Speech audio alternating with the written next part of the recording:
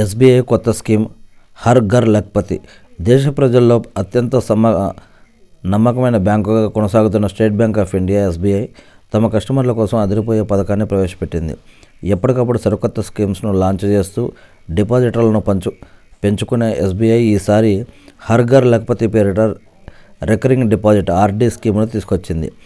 ఈ స్కీమ్లో భాగంగా డిపాజిట్లో ప్రతి నెల కొద్ది మొత్తంలో పొదుపు చేయడం ద్వారా కాల వ్యవధి ముగిశాక ఒకేసారి 1,00,000 అంతకన్నా ఎక్కువ రాబడి పొందవచ్చట.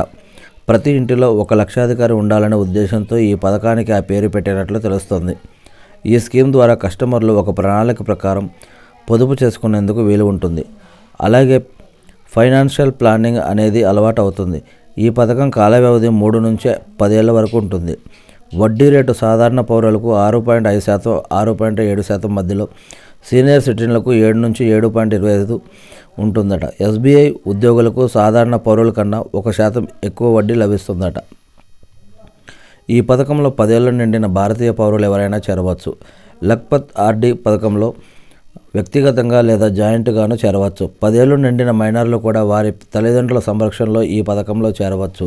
కాల వ్యవధి ముగియక ముందే విత్డ్రా చేసుకుంటే 0.5% పెనాల్టీ చెల్లించాలి. 5 లక్షల కన్నా ఎక్కువ రాబడి కోసం పథకంలో చేరి మధ్యలోనే మీ డబ్బు ఉపసంహరించుకుంటే ఆ పెనాల్టీ 1% ఉంటుంది.